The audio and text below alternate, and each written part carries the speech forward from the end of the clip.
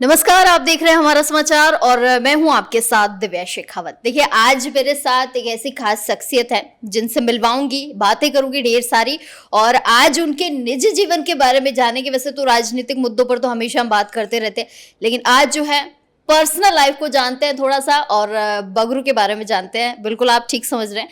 मेरे साथ बगरू विधायक डॉक्टर कैलाश वर्मा जी हैं, उनका बहुत स्वागत करूंगी और बड़ी खास पर्सनैलिटी है मेरे साथ। सर, बहुत स्वागत है, कैसे हैं आप? बिल्कुल, आपका भी आज इस इंटरव्यू के माध्यम से हमारा समाचार का बहुत बहुत स्वागत, अभिनंदन है। जो हमेशा एक अच्छे के तौर के ऊपर गांव गरीब किसान की आवाज़ को बुलंद करते हैं और आम जन तक पहुंचाते हैं। जी, बहुत शुक्रिया। सर, आज थोड़ा सा ना राजनीति से हट के बात करते हैं। हमेशा राजनीति की बात करते हैं, हम आज बात करते हैं कैलाश वर्मा जी के बारे में कि कहाँ से शुरुआत हुई राजनीति की, कैसे आप डॉक्टर कैलाश वर्मा बने और कैसे बगरू की जनता से प्यार ले रहे हैं। तो शुरुआत वहीं से करते हैं, यंग एज से, कि कैसे यंग एज में विधायक बने, क्या सोच रखा था, क्या विधायक बनना था, नहीं बनना था, वो बताइए। देखिए, ये बात बिल्कुल सही है और कभी कभार जीवनी के बारे में बात आती है और अच्छा लगता है कि राजनीति से परे हट के भी कोई अपनत्व की बात आती है, तो वो बिल्कुल सही है। ये एक दौर था और एक ज़माना था जिसको मैंने बहुत करीब से देखा और देखने में अच्छा भी लगता था। मैं 1995 की बात करूं, पहली बार गांव के अंदर पिताजी सरपंच बने। वो बनने के बाद में जब उनके पास में लोग आते थे, जब मैं शायद 3rd या 4th क्लास में था, तो मैं उनको देखता था और वो आते थे, बात होती थी पंचायत में आ जाना, वहाँ बैठ के बात करेंगे, ये करेंगे वो करेंगे। तो मैं उनसे अक्सर पूछता था कि पिताजी, आप जब भी निकलते हो तो इतने लोग आपसे मिलते हैं, तो आपका तो नाम है चारों तरफ, तो अच्छा लगता था। तो उन्होंने कहा कि ये काम आपके बस का नहीं है, आप तो पढ़ाई करो, कभी अवसर मिलेगा तो देखेंगे। वो एक दौर था, मैम वो निकला, आगे चलते गए। 2000 में फिर पिताजी वापस से सरपंच बन गए। तो जब उनकी बात को मैं देखता था, उनके काम को देखता था, तो मैंने मन के अंदर एक कल्पना जगी कि आने वाले समय के अंदर हम एक लीडर के रूप में काम करें। और मैंने ये देखा, तो मैं जब कॉलेज के अंदर गया, जाने के बाद में मैंने खुद एक छोटे A4 साइज के पंपलेट बनाता और खुद ही जगह जगह के ऊपर चिपका देता कि लोग मेरे को देखें, मेरे को जाने। तो मेरी शुरुआत तो बेसिकली पारिक कॉलेज से थी और जब मैं पारिक कॉलेज में गया तो वहाँ पे राजनीति को लेके बहुत सारी चीज़ें थी, देखता था ये होगा वो होगा। लोग मेरे को बोलते भी थे, आप ये क्यों करते हो, ऐसा है। किसी ने मेरे को बोला कि पारिक कॉलेज में तो क्या है, राजस्थान यूनिवर्सिटी जाओ आप। तो मैं जैसे ही यूनिवर्सिटी गया तो वहाँ का माहौल कुछ अलग था। वहाँ जब स्टूडेंट लीडर चलता था तो उसके पीछे बहुत सारी सैकड़ों लोग चलते थे, जयकारे लगते थे, ये होता था। मैंने सोचा अपन तो यहाँ की तैयारी करें और फिर मैं वहाँ राजस्थान कॉलेज में मेरा दाखिला हुआ। और दाखिला होने के बाद में जब मैं 2003-4 के अंदर राजस्थान विश्वविद्यालय राजस्थान कॉलेज का उपाध्यक्ष बना, तो कॉलेज में बनने के बाद में मेरे मन के अंदर एक कल्पना जगी कि आने वाले समय के अंदर कुछ भी हो, हम गांव गरीब की चिंता करते हुए एक लीडर के रूप में उभरने की मेरे मन के अंदर एक जिज्ञासा थी। और उसको पूरा करने के लिए मैंने काफ़ी प्रयास किया। मेरा प्रयास था कि ये एक लंबा चले, मगर 2004 में राजस्थान विश्वविद्यालय में चुनाव बंद हुए और बंद होने के बाद में मैंने पीएचडी वहाँ से प्रारंभ की। और पीएचडी करने के उपरांत जब मेरी चल ही रही थी, 2011 में वापस से इलेक्शनों के ऊपर बैन हटा, तो मेरे को कहा कि सर आप अध्यक्ष का चुनाव लड़ लो। तो मैंने कहा भाई अध्यक्ष का क्या, अब तो कोई बड़ा ही चुनाव लड़ेंगे। तो लोगों ने मेरी हालांकि मजाक भी की, एमएलए बनना तेरे बस की बात नहीं है, गांव के अंदर पिताजी सरपंच बन गए, आप उपाध्यक्ष बन गए, तो एमएलए तो बहुत बड़ी चीज़ है। मगर मैंने मैम ये देखा कि एक जो आपने सवाल किया ना मेरे से कि बगरू से आपका अपनापन, बगरू से प्यार कैसे हुआ। बगरू हमारा पेरेंटल लगभग गांव ही है, हम बगरू के ही मूलतः नीमेड़ा गांव है, सिरसी रोड के ऊपर। बगरू में नीमेड़ा में कोई ज़्यादा फर्क नहीं है। मगर मैंने ये देखा तो चाहे कुछ भी हो, वोट में कम, अब तो एमएलए बनना है। और जिस तरीके से मैंने तैयारी की, आज की यंगस्टर, आज के यूथ भले ही बहुत अच्छा वर्चस्व पॉलिटिक्स में कर रहे हैं, स्टूडेंट लीडर के रूप में काफ़ी सारे एमएलएज भी मेरे साथ में बाद में बने हैं। मगर ये बात बिल्कुल सही है मैम कि जब मैं अंबेडकर एसोसिएशन का प्रदेश उपाध्यक्ष बना और कॉलेज की राजनीति करते हुए मैं एक सक्रिय पॉलिटिक्स के अंदर जैसे ही मैंने एंट्री की, तो लोगों ने कहा, बहुत सारी बातें कही मैं एक यूथ लीडर के रूप में बगरू के अंदर 2011 के अंदर गणेश जी की पूजा अर्चना करके मैंने एक पोस्टर लगाया पुलिया के नीचे। और बहुत इंटरेस्टिंग वाक्य है, आपको बताता हूँ।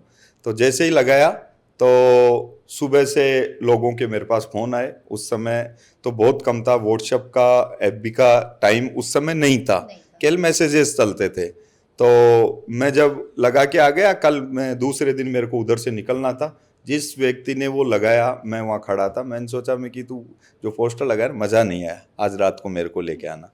और मैं गया दूसरे दिन, और मेरी आदत थी कि एक पोस्टर को कोई देखता नहीं, एक लाइन के अंदर 10 लगे तो उसके ऊपर नज़र डलती है। तो मैं वो पोस्टर लगा रहा था, मुंह के ऊपर मैंने स्कार्फ बांध रखा था। लोगों ने आके पूछे, भाई ये पोस्टर किसके लगा रहे हो? मैं कैलाश वर्मा की। ये कहाँ मिलेंगे? मैं कल मिलेंगे आपको। लगाने वाला मैं ही था। और इतने अच्छे तरीके से लगाए मैम कि उनको ये लगा।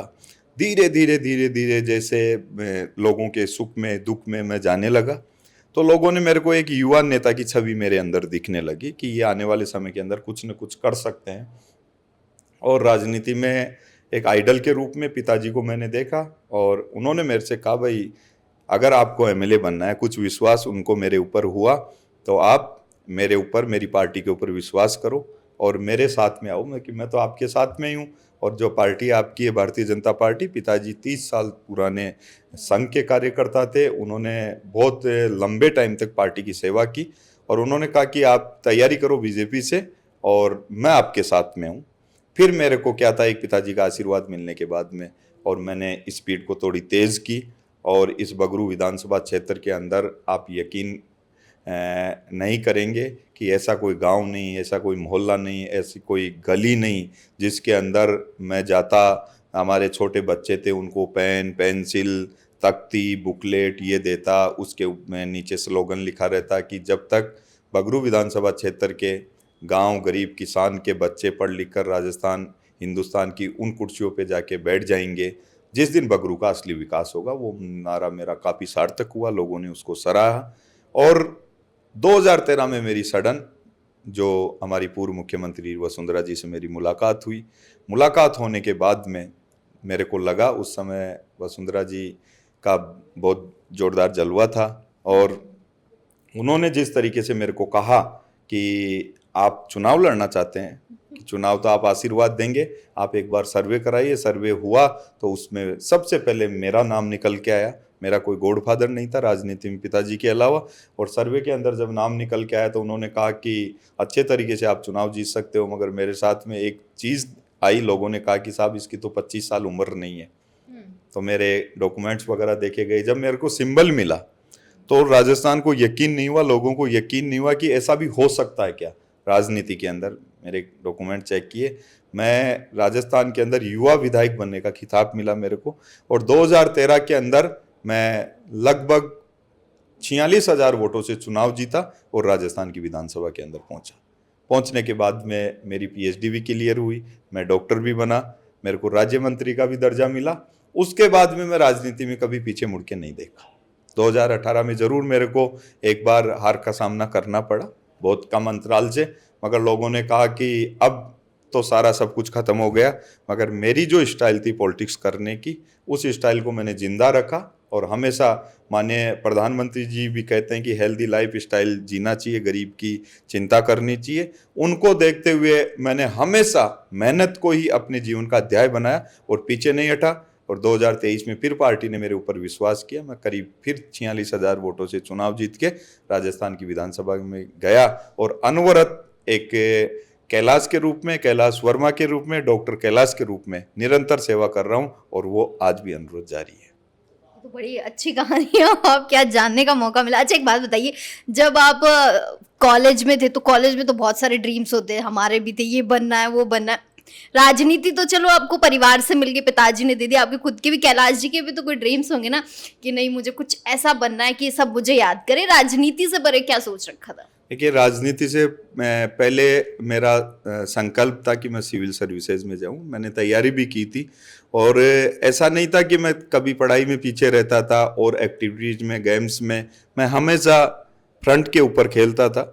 मगर जब ये लगा ना, मैं कॉलेज के अंदर गया तो वहाँ कोई भी स्टूडेंट लीडर आता था तो उनके पीछे कम से कम 100 स्टूडेंट रहते थे। हमेशा आदत होती है, हाँ, हम वो देखते आदत रहती है। फिर वहाँ पे कभी कोई पोस्टर लगता, तो अब देखिए जब यंगस्टर रहता है तो बहुत सारी भावनाएं रहती है। तो लोगों ने कहा कि राजनीति देखनी है, महाराजा कॉलेज जाइए, महारानी में जाइए। महारानी कॉलेज में जाते तो वहाँ पे हमारी जो स्टूडेंट्स बहनें थी वो हर चीज़ को लाइक करती, ये देखती। मैंने सोचा ये लाइफ बहुत अच्छी है, तो उसको देख के मेरे मन के अंदर एक भावना जगी। मगर मेरी भावना हमेशा सार्थक थी। मैं कभी चोरेपन की पॉलिटिक्स मैंने की नहीं, कभी भी। मेरा सत्ता से और प्रशासन से भी हमेशा जो जुड़ाव रहा वो बहुत मजबूत रहा। मगर इसका राजनीति से पहले जो मेरा ये था, एक अफसर के रूप में भी काम करने का था, एक समाज सेवी के रूप में भी काम करने का था। प्रशासनिक सेवा में अगर काम करता तो वो भी मैं गांव गरीब किसान की चिंता करता। और आज वो क्षेत्र भले ही मेरे से छूटा हो, मगर उस क्षेत्र में जो लोग हैं उनके साथ में मेरे को काम करने का अवसर मिल रहा है। और उसी अवसर का नतीजा है कि जो मैंने देखा, हालांकि मेरे साथ वाले बहुत सारे कलेक्टर है, आईएएस है, आरएएस है, जब कभी हम बैठते हैं एक दूसरे से चर्चा करते हैं तो वो मेरे को कहते हैं कि यार आप हाथ जोड़ते थे हमेशा कॉलेज में, तो हाथ जोड़ते जोड़ते आप इस लाइन के अंदर आ गए। अगर आप इसमें भी रहते तो आप इसमें भी आगे जाते। तो मैं प्रशासनिक सेवा में या किसी नौकरी पेशे में भी होता तो मैं उसको बखूबी निभाता जैसा आज कर रहा हूँ। अच्छा, एक बात बताइए कि बड़ी यंग एज में आप विधायक बन गए, आपको राज्य मंत्री का दर्जा भी मिल गया। अब चुनौती क्या रही वर्मा साहब के सामने कि भाई अब मैं तो एक नया नया युवा हूँ और चीजें समझने में भी टाइम लगता है, बन गए विधायक, क्या चुनौतियां सामने आई? कौन था ऐसा जिसने आपको समझाने की कोशिश की हो, ये ऐसे नहीं, ऐसे करना है, ऐसे चलना है, ऐसे लंबे अपन चल सकते हैं? देखिए मैम, क्या है कि जब मैं कॉलेज में था तो एक वैशाली नगर, ये पास में ही एक जगह है, वहाँ पे मैं महाराजा फोटो स्टेट के नाम से एक शॉप थी, उसके ऊपर बैठता था मैं। हाँ बिल्कुल, मैंने सुना और है। महाराजा फोटो स्टेट चलाता था। और ये वाक्य है, मैं ऐसा नहीं कह रहा कि मैं कोई इंटरव्यू के माध्यम से लोगों ने देखा इस बात को, साक्ष्य भी है हमारे पास में। जब मैं अंदर ऑफिस हुआ करता था, बाहर एक वर्कर बैठता था, कभी वो वर्कर नहीं आता था और मेरे को आके कोई बोलते थे कि फोटो स्टेट करो, मैं इसका बांध के खुद करके दे देता था। और लोग कहते थे कि ये जो फोटो लगी इनसे मिलना है, इनसे मिलो तो आप 11-12 बजे से आ जाना, एक बार मिलना, ये यहीं मिलते हैं। और ये बात बिल्कुल ठीक पूछी आपने कि आइडल के रूप में जब भी मैं बैठता था बंद कमरे के अंदर या रूम के पर जाके, मैं दिन भर क्या किया और कौन व्यक्ति राजनीति के अंदर ऊपर उठ रहा है, किन सिद्धांतों से ऊपर उठ रहा है, उसके पीछे बैकअप क्या है, इस बात को मैं हमेशा देखता था। और मैं देखता था कि कभी भी राजनीति के अंदर मेरे को आना है, कौन राजनीति में मेरे को सपोर्ट करेगा, इस बात को मैं हमेशा देखता था। कभी कोई भी फंक्शन आता था, कोई भी जयंती आती थी, उस नेता के नाम से मैं पोस्टर छपाता। और छपवाने के बाद में मेरे को लगता कि चीफ मिनिस्टर अगर इधर से निकलेंगे तो मैं वहाँ फ्रंट के ऊपर मेरी फोटो लगाता। ऐसे ही मैं चर्चा में आया। मेरी प्लानिंग की, मैं एडवाइजर खुद के रूप में खुद ही एडवाइजर था, ये मैंने देखा। आज तो जब मैं एमएलए बना, बहुत सारे लोग आए। हमारी जो टीम थी, सबसे बड़ी बात ये थी कि जिस टीम ने उस समय का समय देखा, वही टीम आज भी मेरे साथ है। टीम टूट के नहीं गई। मैं जो पोस्टर छपवाने वाले थे, पोस्टर चिपकाने वाले थे, आज कहीं ना कहीं मेरी गाड़ी चलाते हैं मेरे साथ में। मैंने कभी उनको ड्राइवर के रूप में नहीं देखा, कभी उनको वर्कर के रूप में नहीं देखा, एक परिवार के रूप में देखा। मगर जो मैं प्लानिंग करता था, जो योजना बनाता था, मैं सुबह उनको बताता था भाई ऐसे चलेगा, ऐसे चलेगा। और उसमें अगर हमारे को कहीं सफलता कम मिलती थी तो फिर मैं बैठता था और फिर मैं देखता था। एक मेरी को बुक्स पढ़ने की बहुत आदत थी। मैं महापुरुषों की आज दिन तक राजनीति में जो भी सफल पर्सन रहा उसको मैं जरूर पढ़ता था, ये कैसे हुआ, कैसे नहीं हुआ। आज तो रील का ज़माना है, सोशल मीडिया का ज़माना है। आप लोग देख रहे हो कि कहीं ना कहीं 2004 में जब शुरुआत की, जब ये चीज़ें नहीं थी, ये सब कुछ बाद में आया, ट्विटर बाद में आया, फेसबुक, व्हाट्सएप, ये सब चीज़ें बाद में आई। मगर जो मैं प्लानिंग करता था, उस प्लानिंग को धरातल के ऊपर जब तक वो नहीं उतरती थी, जब तक वो गांव के अंदर नहीं पहुंचती थी, जब तक मैं नहीं रुकता था। एक आपको मैं वाक्य बताता हूँ कि एक बार मैं एक गांव से गुजर रहा था, तो एक बहुत बड़ी ट्रॉफी चल रही थी वहाँ। तो मेरे को किसी ने कहा, मेरा भाई ये गाड़ी चलाता है शंकर, कि सर अपन इस मामले में फेमस हो सकते हैं। मैं कि कैसे, बताइए। कि एक बार आप उतरो इनसे बात करो। मैं कि यार ट्रॉफी कोई और करा रहा है, अपन बात करेंगे तो कहीं ना कहीं चिढ़ जाएगा, दिक्कत आ जाएगी। बोले नहीं, आप कम से कम गाड़ी के अंदर, मेरी खूबी थी कि मैं मेरी कार के अंदर बैट बॉल और वॉलीबॉल, ये जो भी हमारे गाँव के अंदर खेल चलते हैं उनके खेल सामग्री में ज़रूर रखता था। मैं 5 बैट लिए, 5 बॉल लिए, मैं उतरा। मैं कहा भाई मैं ये सब कुछ चीज़ें दे दूंगा, एक बॉल मेरे को भी खिला दो आप। तो उन्होंने कहा कि सब आप हमारे पास में सब कुछ तो है, मगर जो विजेता उप विजेता को जो ट्रॉफी देनी है और जो नगद राशि देनी है वो हमारे पास में नहीं है। तो उस चीज़ की तो उस समय मेरे पास भी कमी थी, तो मैंने हाँ कर ली जल्दी जल्दी के अंदर। हाँ की तो उन्होंने कहा भाई कितनी राशि होगी, उन्होंने राशि मेरे को बताई। मैं घर आया, घर आके बाद हालांकि पिताजी हमेशा संपन्न ही रहे, आज भी परिवार संपन्न है, ठाकुर जी की कृपा है, किसी प्रकार की कमी नहीं है। उस दिन रात को मैं जाके ज़रूर बोला मैं कि ऐसी ऐसी बात है। बोले एक जगह जाओगे तो फिर कितनी जगह करोगे। वहाँ से हालांकि मेरे को निराशा तो मिली, मगर मैं आया, किसी से मैंने रिक्वेस्ट की मैं कि इस काम में मैं अगर आगे आ गया तो बहुत अच्छा होगा। लोगों को बहुत भावनाएं थी और जितने भी खिलाड़ी थे उन्होंने वहाँ पे ऐलान कर दिया कि ट्रॉफियाँ आएगी, नगद राशि, कोई युवा नेता है कैलाश वर्मा वो देगा। तो मैं जैसे ही गया वहाँ पे, बंद लिफाफे में राशि थी। तो उस समय मेरे मन के अंदर एक विचार आया कि हम किसी को मेमेंटो दें या ट्रॉफी दें तो उसका प्रचार प्रसार कैसे होगा। तो मैंने उसके ऊपर मेरा नाम लिखा, कैलाश वर्मा। जब मेरी पीएचडी नहीं हुई थी, युवा नेता बगरू, और जितनी भी ट्रॉफियाँ थी सौजन्य से मैंने लगाया। और ऊपर उनकी जो जिस ट्रॉफी के नाम से जो हो रही थी, जैसे वीर तेजाजी क्लब, युवा क्लब, ऐसे क्लब बनते थे गाँव के अंदर, उनका नाम उस पर छपा दिया और ले जाके रख दिया। रखने के बाद में वो जब 21 तो 14 खिलाड़ी रहते हैं, उनको गई, विजेता उपविजेता को गई, वो खुश हो गए बहुत ज़्यादा। जिन घरों के अंदर वो ट्रॉफी गई उनसे मेरे पास फ़ोन आए, उनका मैसेज आया, आप कहाँ रहते हो। वो लोग मेरे से आके वो महाराजा एसोसिएट्स पे मिलते। फिर मैंने सोचा कि ये काम बहुत अच्छा है और अपन ये करा सकते हैं। फिर मैं गांव में उतरा, मैं ढियानी के अंदर गया, वहाँ की टीम बनाता। संडे को जाते, इस ढियानी के 11 खिलाड़ी होंगे, इसके ये होंगे, बैट बॉल मैं लेके आऊँगा और आपके 11 को मैं छोटी छोटी मेमेंटो दूंगा। ऐसे करते करते मैं कम से कम, आप यकीन नहीं करेंगे, 1-1.5 लाख घरों के अंदर मैं चुनाव से पहले पहुंच गया था, 2013 से पहले। तो प्लानिंग जो करता था, इसका ये सीधी भाषा के अंदर कहते हैं ना कि गांव के रूप के अंदर, भाई यार इसका मैनेजर कौन है, ये बहुत ज़्यादा एडवाइज़र कौन है, तो वो सारी सब कुछ मैं ही करता था। और ठाकुर जी की कृपा भी रही, आज भी वो दिन मेरे को याद आते हैं। मैं गाँव के अंदर जाता हूँ, मैं भूला नहीं उस बात को, आज भी अच्छा लगता है मेरे को ये सब कुछ कराना। और उसी की वजह है कि इतने बड़े मुकाम के ऊपर मैं पहुंच पाया। लंबा संघर्ष, अगर कहानी सुनने बैठते हैं तो आज मुझे ऐसा लगता है कि पहली बार ही शायद आप अपनी कहानी बता रहे होंगे। अच्छा सर, एक बात बताइए, युवा नेता बने, राजनीति में आए, द्वेषता तो बहुत लोगों को हुई होगी आपसे कि अरे ये कल का लड़का आके कैसे राजनीति में बन गया, कैसे विधायक बन गया, क्या कहेंगे, कितने दुश्मन बने? देखिए, जब शुरू के अंदर मैं 2013 में इलेक्शन जीता तो 1-2 साल तो लोगों ने माना ही नहीं कि एमएलए भी। जब मैं पैंट शर्ट पहन के निकलता तो कई पुलिस वाले ये रोक लेते, कार्ड दिखाओ, ये करो वो करो। और लोगों के हालांकि आशीर्वाद जनता ने दिया मेरे को, 50,000 से चुनाव जीतना बहुत बड़ी बात। एक तरफा वोट ले गया मैं, 1,10,000 वोट ले गए। राजस्थान की विधानसभा के अंदर वोट ले जाने में मैं तीसरे नंबर पे, चुनाव जीतने में दूसरे नंबर पे। पहले नंबर पे शायद घनश्याम जी थे, दूसरी पे मैडम थे, तीसरे पे मैं था। और लोगों को ऐसा हुआ कि किसी ने ऐसा सोचा नहीं था कि ऐसे टिकट मिल जाएगा, चुनाव जीत जाएगा। और हम उम्र अगर कोई आदमी बनता है तो द्वेषता तो होना स्वाभाविक है। मैंने बहुत कोशिश की, मैं बहुत कंट्रोल किया। यूथ जहाँ मिलती तो गले मिल के बात करता तो उसको भी लोग समझते स्टाइल अच्छा है, स्टाइल मारता है, बन गया ना इसलिए स्टाइल मारता है। नहीं करता तो बोलता है इसके बहुत एरोगेंट है, एटीट्यूड है इसके। तो मगर मैंने बहुत समावेश करने की कोशिश की, भगवान की कृपा रही, ठाकुर जी का इतना बड़ा, गौ माता का आशीर्वाद रहा कि आज दिन तक किसी प्रकार की नेगेटिविटी सामने आई नहीं।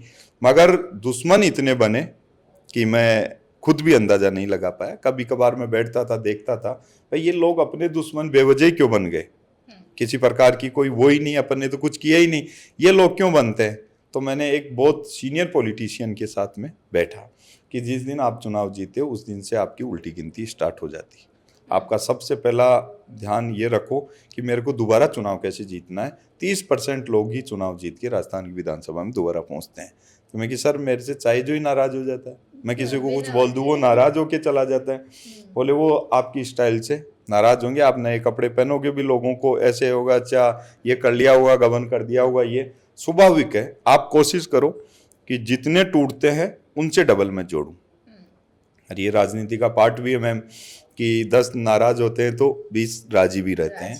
तो ये एक स्वाभाविक प्रक्रिया है जो लोग, मगर मेरी एक स्टाइल थी कि कोई रूट के मेरे से जाता था, पहले मैं उसको फ़ोन करता था, वो नहीं मानता तो उसके घर चला जाता था चाय पीने, आ जाओ चाय पियेंगे, बैठ के ये करेंगे। मगर एक मेरे बहुत क्लोज मित्र था मुकेश, वो मेरे साथ में पढ़ा, मेरा रूम पार्टनर रहा और वो हालांकि टीचर बन गया। टीचर बनने के बाद में कि यार मुकेश आते ही नहीं हो, कभी तो मिला करो यार आप भी। अरे नहीं सर आप बड़े आदमी बन गए। मैं कि अपनी तो कभी कोई बात भी नहीं हुई कि फ़ोन पे होक टोक भी नहीं हुई कि नहीं आपका स्टाइल ही अलग हो गया, अब रहना करना आगे पीछे प्रोटोकॉल ये वो, हम कहाँ, हम छोटे आदमी।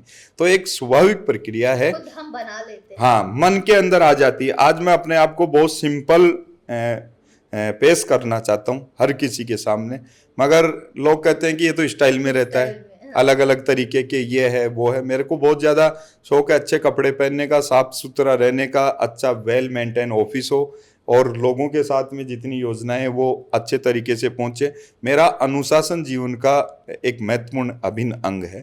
साफ सफाई मेरे जीवन की बहुत महत्वपूर्ण है। मैं खाए बगैर रह जाऊं मगर साफ सुथरी कोई चीज़ हो तो वो एक बहुत ज़रूरी रहती है। उस चीज़ को देख के भी थोड़ा बहुत रहता है, मगर वो अपने ही लोग थे जिनको अपनाया भी, जिनको दुत्कारा भी, आज वो साथ भी हैं। कोई नाराज भी हो जाता है उनको मनाते भी। राजनीति के अंदर ये चलता है मैम, पहले भी चलता था, आज भी है, अनवरत चलेगा। अच्छा चलिए 2 सवाल और पूछती हूँ। एक तो पर्सनली पूछ लेती हूँ, कभी किसी ने कहा आप इतने हैंडसम है, किसी ने कभी तारीफ की हो आपकी कि विधायक साहब बड़े हैंडसम है आप? ये देखिए मैम, क्या कि मेरी एक स्टाइल है रहने की जो मैंने पहले भी बताया, और मैं ये करता हूँ कि मेरा उठने का जो सुबह टाइमिंग है, मेरी सुबह 5 बजे सुबह होती है, चाहे मैं रात को 2 बजे सोऊं, 3 बजे सोऊं, कभी भी आके सोऊं। और ये करने के बाद में मेरे जीवन के अंदर पिताजी 25 साल हो गई गौशाला चलाते हुए, करीब 30 साल ही हो गए होंगे। 1995 में जो फर्स्ट टाइम सरपंच बने जब वो गौशाला, मेरे को बोलते थे कि कभी भी है ना, ये बहुत सारी चीज़ें हैं, ये करना, आपको अच्छी क्रीम देता हूँ मैं, वो बोलते थे मेरे को। एक घी खत्म हो जाए तो मेरे से ले जाया करो, रात को इसको लगाया करो, और सुबह जब आप उठो, मैं 5 बजे उठता हूँ, हर काम से निर्वृत्त होके मेरे अनुशासन में, मेरे डिक्शनरी में है ये कि चाहे कुछ भी हो जाए, मैंने पहले भी बोला ना, वोट में कम, कुछ भी हो, मैं वो आधे या पौन घंटे का जो योगा है, वो क्रिया है, वो करता ही करता हूँ। और विशेषकर बहुत सारे बोलते हैं कि आपको तो मैं अब की बार इसी वजह से मैंने गाना लॉन्च नहीं किया, नहीं मैं हर बर्थडे को गाना लॉन्च करता हूँ। अब की बार मैं थोड़ा सी में कि अलग हटके करेंगे। हर कोई बोलता है कि आपको तो कोई कलाकार होना चाहिए, फिल्म इंडस्ट्री में चले जाते, और ये बात बिल्कुल सही है मैम। अगर मैं अपना भाग्य आजमाता तो मैं इसमें भी चला जाता। और आज मैं हमारा समाचार को कहते हुए मेरे को खुशी भी है कि मैं तीसरे टेन्योर में चुनाव लड़ा, एमएलए बना। मेरी कोशिश है कि युवा एक नवीन क्रांति के रूप में आने वाले समय के अंदर कोई रिलीज करूंगा फिल्म भी। मेरी इच्छा है कि आज का युवा जिस तरीके से भटकता है और वो निकल जाता है, उसको लगता है कि परिवार उसके पीछे है। बहुत परिवार सोचता है कि मेरा बेटा कलेक्टर बने, एसपी बने, आईपीएस बने, एमएलए, मंत्री, एक अच्छे पदों के ऊपर पहुंचे, मगर यूथ कहीं ना कहीं डाइवर्ट होता है। लोग मेरे को भी बोलते हैं कि आपकी जैसे उम्र में हम बन जाते हैं ना एमएलए, आप इतने हैंडसम हो, इतने सुंदर हो, तो हम पता नहीं क्या कर जाते हैं। मगर मैंने हमेशा भावनाओं को कंट्रोल किया, मजबूती के साथ में काम किया। और आने वाले समय के अंदर जो संकल्प मेरे मन के अंदर चलता है, मैं कभी कभार कोशिश करता हूँ, टीवी के ऊपर कोई धारावाहिक चलता है तो मेरी आदत में है ये, मैं पेन उठाता हूँ, नोटबुक उठाता हूँ, उसका नाम लिखता हूँ मैं कि अब कुछ भी हो, इस धारावाहिक का डायरेक्टर कौन, इससे मिलना है, और कहीं 2 मिनट का शो मेरे को भी दे दे। ये भावनाएं हैं मेरे मन में, और आने वाले समय के अंदर मैं इसको भी पूरा करूंगा। एक इच्छा है जिसको मैं करूंगा। लोग मेरे को बोलते हैं और मेरे को अच्छा भी लगता है और मैं उनकी भावनाओं के ऊपर कहीं ना कहीं खरा भी उतरता हूँ।